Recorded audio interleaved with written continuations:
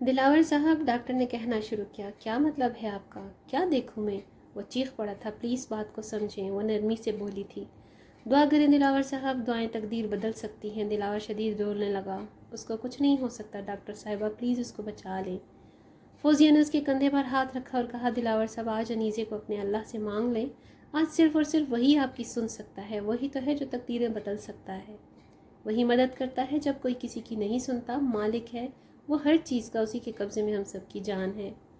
دلاور نے نظر اٹھا کر انہیں دیکھا تو انہوں نے سر اس بات میں ہلایا۔ دلاور جلدی سے اٹھا اور مسجد کی طرف بھاگا۔ فوزیہ نے آنسو صاف کیا اور اللہ تعالیٰ سے دعا کی کہ وہ انیسے کی زندگی بخش دے اور ان دونوں کو ملا دے۔ دلاور نے وضو کیا اور سچے دل سے اللہ تعالیٰ سے دعا کی کہ وہ اسے انیسہ واپس لوٹا دے۔ کتنی ہی دیر تک وہ روتا رہا تھا اور اللہ تعالیٰ سے دعائیں مانگتا رہا، جانے کب سے لے کر کب تک وہ روتا اور دعائیں مانگتا رہا تھا۔ بیٹا کون ہو آپ؟ میں اس مسجد کا امام ہوں، مسجد بند کرنے کا وقت ہو چکا ہے، آپ کب سے یہاں بیٹھے رو کر دعائیں مانگ رہے ہیں؟ کیا میں پوچھ سکتا ہوں کیا پریشانی ہے؟ میری بیگم بہت سیریس حالت میں ہے، دعا کریں وہ ٹھیک ہو جائے۔ وہ پھر سے رونے لگا تھا۔ بیٹا وہ جو اوپر ہے نا میرا اللہ، وہ کسی کو خالی ہاتھ نہیں لوٹاتا، بس وہ دیکھتا ہے کہ مانگنے والی کی چاہت کتنی ہے، بس نیت دیکھتا ہے۔ وہ سچے دل سے مانگو تو کبھی خالی ہاتھ نہیں لوٹائے گا۔ امام صاحب کیا میرا دل صاف نہیں؟ کیا میں سچا نہیں؟ بیٹا یہ تو آپ کو بہتر پتہ ہے کہ تن کتنا سچا ہے اور من کتنا سچا ہے۔ من سے مانگ بیٹا، من سے، پھر دیکھ وہ سنتا ہے کہ نہیں۔ اچھا اب مجھے مسجد بند کرنی ہے۔ اچھا امام صاحب، اللہ حافظ۔ اللہ کی امان میں رہو بیٹا، وہ سب کچھ ٹھیک کرے گا۔ غریبوں کو کھانا کھلاؤ، بھوکے کو جب کھانا ملتا ہے تو وہ سچے دل سے کھلانے والے کو دعائیں کرتا ہے۔ جی ضرور امام صاحب۔ دلاور مسجد سے ایک صاف شفاف دل لے کر نکلا اور من سے مانگ کر آیا اپنی انیسہ کو۔ بچے کو وہ زینب اور یاور کو بتا چکا تھا تو وہ بھی ہاسپٹل پہنچ گئے تھے۔ دلاور یاور کو گلے لگا کر اور بچوں کی طرف پھوٹ پھوٹ کر رو پڑا۔ حوصلہ رکھو میرے بچے، اللہ تعالیٰ سب ٹھیک کر دے گا انشاءاللہ۔ گڈی بھی ماسی کاکی کو لے کر آ گئی تھی۔ میڈم فوزیہ نے انہیں انیسے کے ایڈمٹ ہونے کا بتایا تھا۔ ماسی کاکی بہت روئی تھی بچے کو دیکھ کر۔ ماسی مجھے معاف کر دیں، آج سے میں آپ کا بیٹا ہوں۔ ماسی نے دلاور کی طرف دیکھا اور پھر اس کے گلے لگ کر بہت روئی۔ سب آ چکے تھے اس کے لیے مگر وہ خاموش تھی، بالکل خاموش۔ جس کے لیے سب جمع تھے وہ سب سے بے نیاز تھی۔ اسے ہوش نہیں آ رہا تھا۔ ڈاکٹر نے بہت کوشش کی مگر کامیابی حاصل نہیں ہوئی۔ دلاور صاحب میں اپنی پوری کوشش کر چکی ہوں مگر کوئی فائدہ حاصل نہیں ہوا، آپ انہیں کہیں اور لے جائیں۔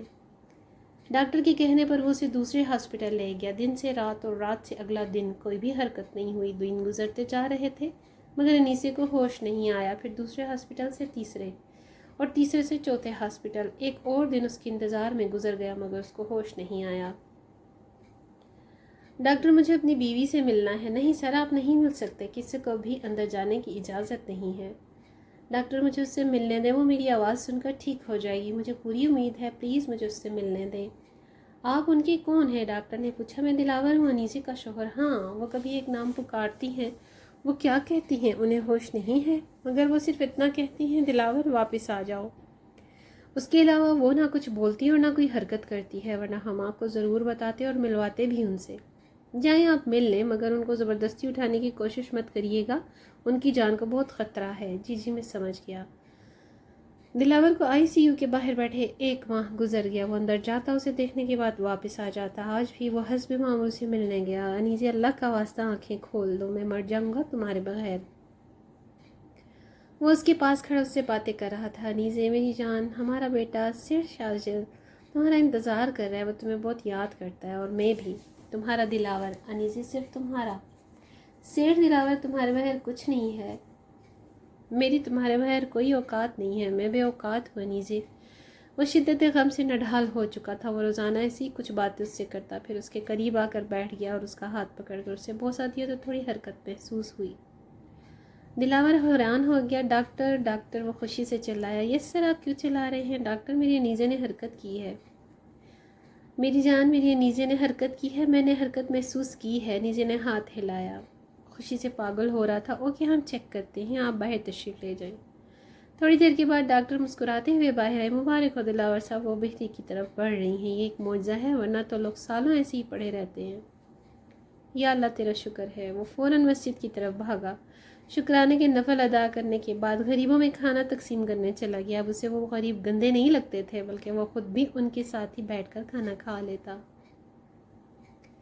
اکثر وہ کھانا تقسیم کرنے آتا تھا اور ان کے ساتھ گھنٹوں بیٹھا رہتا، دن رات اور رات دن۔ انیس کو ہوش آ گیا۔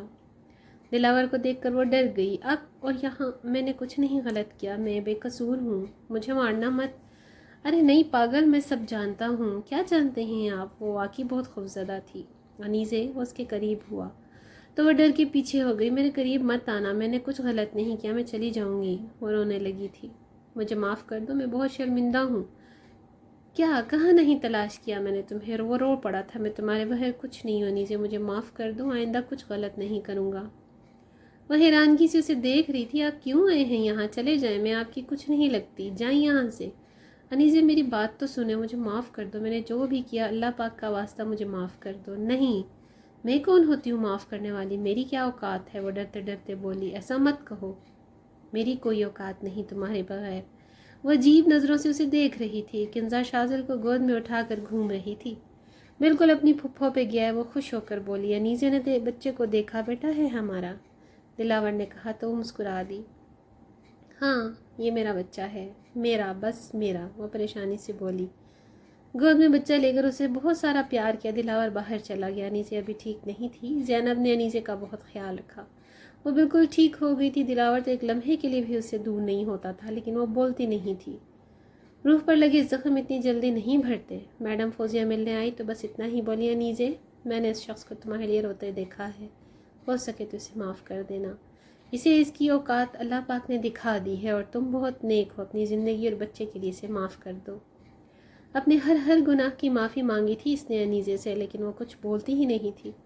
زینب اور ماسی کاکی کے کہنے پر اس نے دلاور کو معاف کر دیا، یہ کہہ کر کہ وہ اپنے بچے کو بن باپ کے نہیں پالنا چاہتی، لیکن اسے وقت لگے گا یہ سب بھولنے میں۔ دلاور کے لیے تو اس کا معاف کر دینا ہی کافی تھا۔ اسے اپنے بچے سے بے پناہ محبت تھی، اور انیزے سے بھی۔ شمع بیگم کے تہخانے میں بند ہونے کے 2 ہفتے بعد شمع بیگم کی لاش تہخانے میں ہی دفن کر دی گئی۔ وہ ایک دن مردہ حالت میں پائی گئی تھی۔ دلاور بہت رویا اس دن، بہت۔ وہ اس کو بھی ماں ہی مانتا تھا۔ کسی کو معلوم نہیں ہو سکا تھا کہ سیٹھ یاور نے شمع بیگم کو زہر دے کر مار دیا ہے۔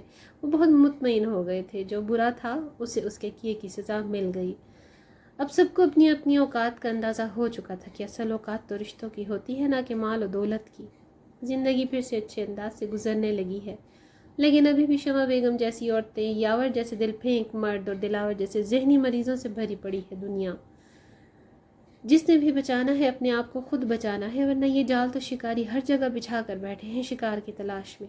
خود کو دنیا سے الگ مت سمجھے۔ جو عورت آپ کے نکاح میں ہے وہی سب سے خوبصورت ہے، اسے پیار کرے اور اپنی زندگی جنت خود بنائے، نہ کہ دوسری تیسری کی تلاش میں اپنا سکون غارت کر لیں۔